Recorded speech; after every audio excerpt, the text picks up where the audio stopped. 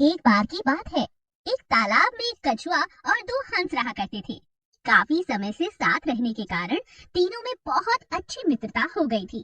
तीनों साथी एक दूसरे के साथ मिलजुल कर रहा करते थे और अपना अच्छे से जीवन व्यतीत कर रहे थे। एक बार सर्दी खत्म होते ही गर्मी पड़ने लगी और गर्मी भी ऐसी ऐसी नहीं, भीषण गर्मी पड़ रही थी, जिसके कारण तालाब का पानी सूखने लगा। उन तीनों को तालाब सूखने के कारण बहुत चिंता होने लगी। वो सोचने लगे कि अब हमारा क्या होगा। उनका तालाब में रहना बहुत मुश्किल हो गया था।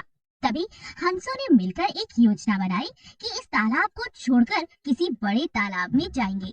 कछुआ हंसों की इस योजना से निराश हो गया, क्योंकि वह अकेला खुद इस तालाब को छोड़कर दूसरे तालाब में नहीं जा सकता था। उसे लगने लगा कि इस तरह तालाब खाली होते ही मैं तो मर जाऊंगा।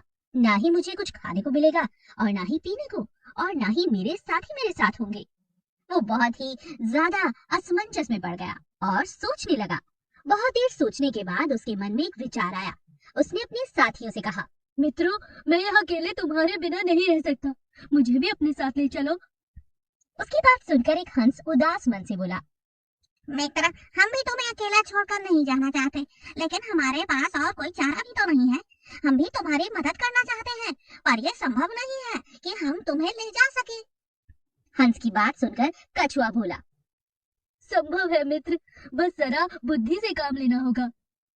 कछुआ दिमाग दौड़ाने लगा। फिर उसे एक विचार आया और वो हंसों से कहने लगा, मित्र, बस अब तुम जल्दी से एक बड़ी लकड़ी लेकर आओ। दोनों हंस सोचने लगे कि ये कछुआ करना क्या चाहता है। दूसरा हंस कछुए से बोला, मित्र, आखिरकार तुम करना क्या चाहते हो? तुम्हें एक बड़ी लकड़ी क्यों चाहिए? कछुआ बोला, मित्र, तुम एक बड़ी लकड़ी लेकर आओ, फिर सब कुछ बताऊंगा।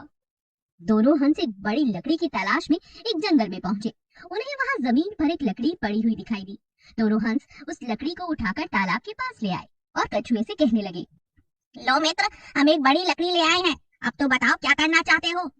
तभी कछुआ बोला, मित्र, तुम इस लकड़ी को दोनों सिरों से अपनी अपनी चोंच से पकड़ लेना और मैं उस लकड़ी को बीच से अपने मुंह से पकड़कर लटक जाऊंगा।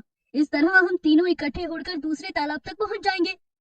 दूसरा हंस समझदारी दिखाते हुए बोला, यह काम बहुत सावधानी से करना पड़ेगा। यहाँ से उड़ने के बाद जब तक हम दूसरे तालाब तक नहीं पहुँच जाते, तब तक तुम्हें लकड़ी को अपने मुंह में पकड़कर ही रखना होगा। अगर गलती से भी तुमने मुंह खोला तो तुम नीचे गिर जाओगे और मर जाओगे।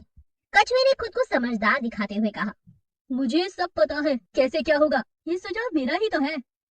फिर क्या, दोनों हंसों ने लकड़ी के दोनों सिरे कछुए के कहने के अनुसार पकड़ लिए और कछुए ने भी लकड़ी को बीच से अपने मुंह से पकड़ लिया और दोनों हंस कछुए को लेकर उड़ने लगे।